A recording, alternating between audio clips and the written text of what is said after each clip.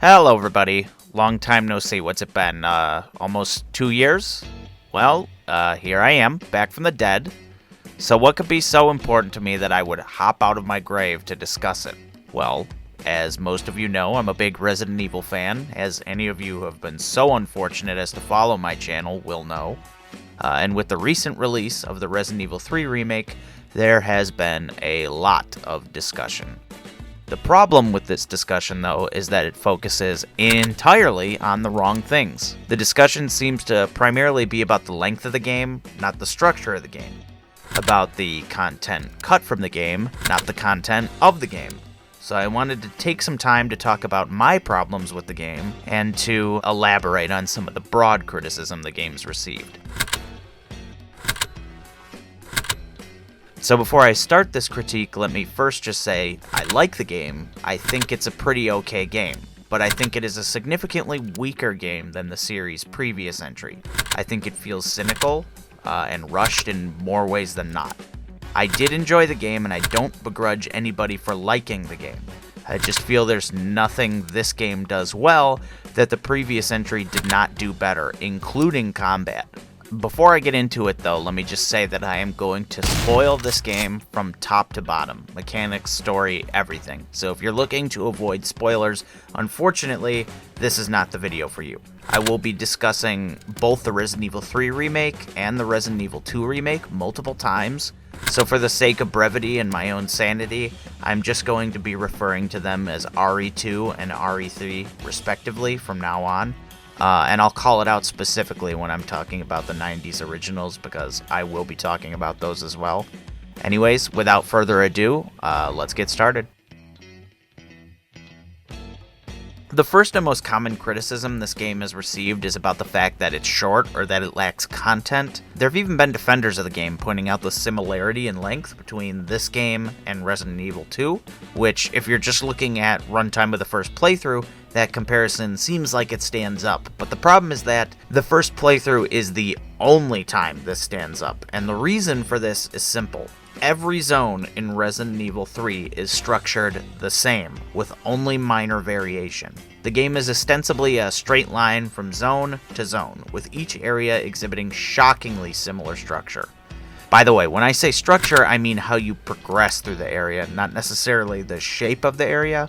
The way the structure breaks down in basically every zone is, you start at point A, you go to point B, then backtrack to point A again to exit the zone. In Raccoon City, you start at the train station, proceed to the power station, then backtrack again to the train station. From that point, you proceed to the sewer, where you progress to a room in the sewer with a key item, then backtrack to the entrance of the sewer. Then you have a boss event, followed by a straight path, eventually leading you back to the train station a second time. The game progresses on like this until the end, but this isn't really a problem in and of itself. The bigger problem is there is almost no exploration in RE3. With the exception of the first zone, which is Raccoon City, each subsequent zone has only one or maybe two extra rooms outside of the critical path. To bring this into sharper focus, the RPD alone in Resident Evil 2 contains 36 rooms, not including the lobby or any hallways. To be fair, many of these rooms are part of the critical path, but even still, the difference in complexity between the environments in the two games is staggering. This is where the real problem comes into play as regarding length and content. Once you play through RE3 one time, your subsequent playthroughs will more than likely be half the length of your original run, where it takes probably 5 or 6 playthroughs in a single scenario in RE2 to find the most optimal path. Even then, there's still only so quickly the average person will be able to complete either game, so for the sake of comparison, I played both games using infinite ammo weapons, using the infinite SMG only in Resident Evil 2, and the infinite assault rifle only in Resident Evil 3. I even played RE3 on hardcore and RE2 on standard, as I believe those are the difficulty modes that most closely lined up between the two games. In RE3, I was able to complete a playthrough in about 65 minutes, where my most optimal playthrough of RE2 was more than double that. I know it's not a perfect comparison, but it's about as close as you can get to one given the two games. But the contrast between the two games gets even more clear when you get to... The shooting in Resident Evil has always been core to the experience. Now, that doesn't mean that the shooting has always felt good in Resident Evil games. The opposite, actually. Shooting in most of the early Resident Evil games is not fun at all. But what the shooting always did do well is enhance the tone and the feel of the game. Sometimes it was clumsy, sometimes it was visceral, but it was always a critical part of the makeup of the game. So when Resident Evil 2 Remake was announced to be a third-person shooter, I, and a lot of others, I'm sure, wondered how in the hell they were going to make slow, shambling zombies threatening in a game where you could aim freely without making the shooting feel like shit, that is. Playing Resident Evil 7 answered some of those questions for me, but it wasn't until I played the demo for the Resident Evil 2 Remake that I fully understood the gravity of what Capcom had accomplished. Through clever enemy placement, incredible animation and ragdoll physics, and the incredible dismemberment mechanics, Capcom made shooting zombies more satisfying than it had ever been. Shooting zombies was just ineffective enough to keep them threatening without being outright frustrating. Headshots resulted in a meaty explosion just often enough to keep you trying to pull them off. Animations were just unpredictable enough to keep landing headshots challenging, and the time it takes to make a precise shot made shooting in close proximity gloriously tense. Now, why did I just talk about the Resident Evil 2 Remake for 5 minutes in my Resident Evil 3 Remake review? Because a lot of those aspects that made the shooting in RE2 Make so satisfying are gone in RE3 Make. This wouldn't be that big a deal if not for the fact that RE3 Make leans so heavily on its action. Zombies do not react to being shot in the same way. Dismemberment has been heavily pared back so as to be entirely ineffective, and zombies no longer stumble on one another in groups, making group zombie encounters in RE3 Make much less dynamic and interesting than in RE2 Make. There's been talk that this was for performance reasons, but I consider this to be mostly hyperbole, even if it is a safe assumption, I guess. The problem is, though, that you can find groups of enemies in equal or greater numbers in Resident Evil 2 than as are seen in Resident Evil 3. So this explanation doesn't really hold water in that respect. I have my theories as to why Resident Evil 3's shooting was so pared back. There's been rumors that this game was actually completed close to a year ago, and that Capcom just sat on it until now, which I now believe is highly plausible for a multitude of reasons. But really, the reason is not important, the result is what is important. And the result is, the shooting in the Resident Evil 3 Remake is significantly weaker than its predecessor. But there is two critical aspects when it comes to how shooting feels. One is the mechanics like we discussed, but the other is... I know I've discussed this in a lot of previous videos, but another important part of shooting in any game is impact, and impact comes from a few different factors. There's how much damage an enemy takes before they're dead, how they react to being shot, and how your weapons sound when they are fired. So we've already sort of discussed how enemy damage works in Resident Evil 2, and Resident Evil 3 is pretty comparable in that respect, with the important distinction that enemies take on average 1 to 2 less bullets to kill in RE3 versus RE2, which is definitely a change for the better, considering the game has a more action focus. But that still means you're looking at most likely 3 to 5 headshots per enemy using a standard handgun, so the game would have to lean heavily into its animations to make up for this, which, as we've already discussed, this game does not do, as zombies do not react to being shot in the same way as Resident Evil 2. Lastly, though, and equally, if not more important, is sound, and the sound of the guns in this game are... they're mind-blowingly bad. The basic handgun sounds really limp, in my opinion, and the shotgun is basically inaudible over the sound of the projectiles hitting the target. Just check it out, you'll see what I mean.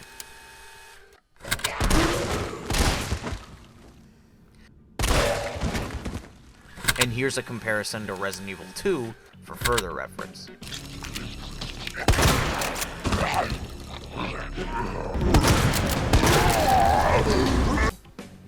The assault rifle, as well, is comically limp sounding, but for this there's no exact comparison in Resident Evil 2 since the only automatic weapons in the game are technically supposed to be submachine guns, so theoretically the submachine guns should be less extreme or less heavy on the treble end, less of a crack sound-wise. But here's a comparison between the AR of Resident Evil 3 versus the SMG of Resident Evil 2.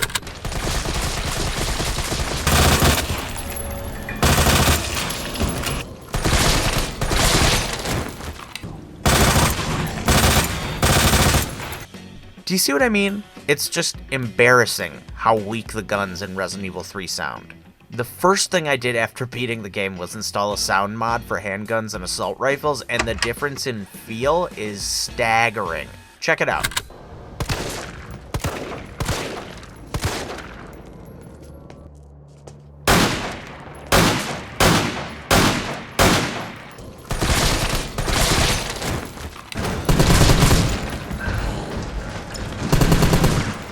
It is amazing what a huge difference good sound makes, and it's such an easy thing to do, too. There are tons of libraries of gun sounds for purchase that would have been so much better than this, and it makes me wonder why the gun sounds were so wet and limp sounding.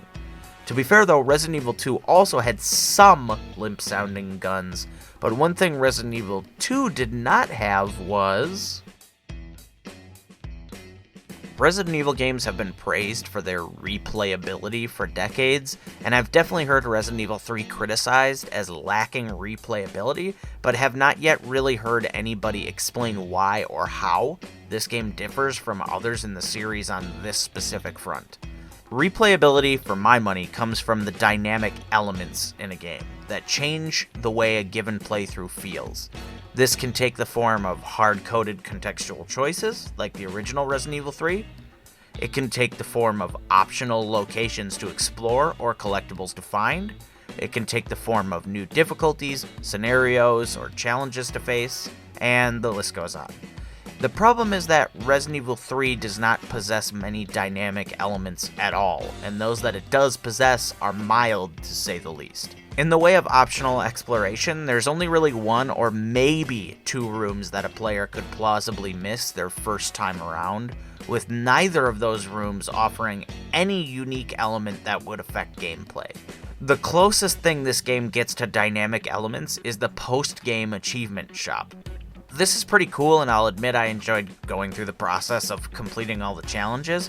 The problem is that the things you can unlock don't change the game in very meaningful ways.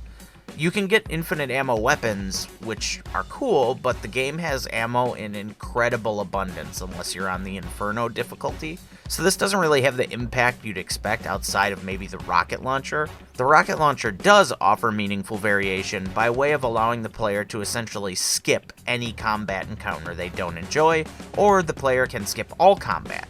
And you can just see how quickly you can complete the game that way. Beyond that, however, the rest of the game's unlockables offer only the slightest of changes over the course of a playthrough.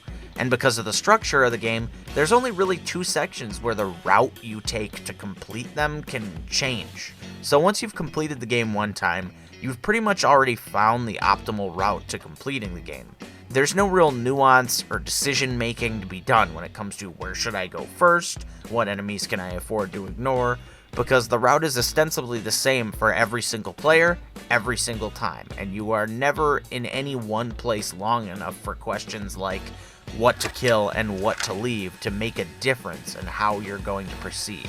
Whether you kill every enemy or no enemies, in less than an hour, that question isn't going to matter anymore, and that is a huge problem, which leads directly to...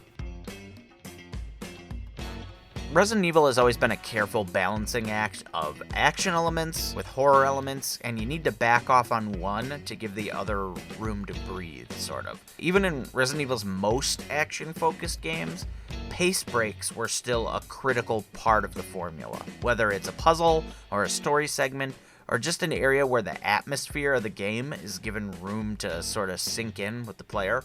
Resident Evil 3 really never takes that opportunity. Resident Evil 3 is, for better or worse, a game with a breakneck pace. You are whisked between zones with such speed and frequency that none of them ever really get a chance to sink in.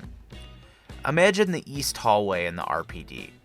Remember the way the game forced you through in the beginning, slowly, tenuously ratcheting up the tension, quietly before dropping enemies on you in that tight space? I will bet you remember that single corridor. Not because the shooting in it was fun, but because the pace break the game offered allowed time for that space to sink in and become a part of your internal map of the station. Resident Evil 3 doesn't really give any space time to sink in this way over the course of its whole runtime. There is no one place that is super memorable. It's all one big roller coaster ride, and much like roller coaster rides, it's pretty thrilling, but it's ultimately kind of a blur. So when the lack of puzzles or cut environments in the game are lamented, it's not so much about the lack of a head scratcher to challenge our brains with, it's about the lack of a pace break to give the game any time to sink in, or to give the moments in the game time to build up. I would be fine with a lack of puzzles in the game if there was something else outside of combat to take their place. Pace breaks are one of the hardest things to design though. They take a lot of thought and careful engineering to make them work well, and that lack of care in and of itself is its own issue.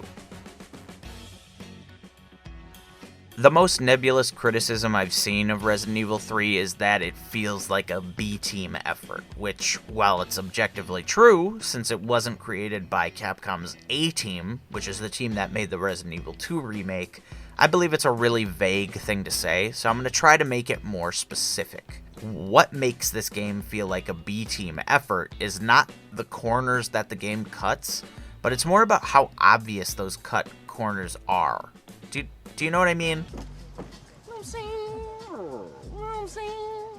The fact that the game does the minimum it needs to get by in a way it believes the fan base would accept is so evident at every turn. The lack of costumes, for instance, is baffling. It would have been so easy to add some more costumes to the game by way of the achievement store or whatever, that the lack of their inclusion is borderline insulting.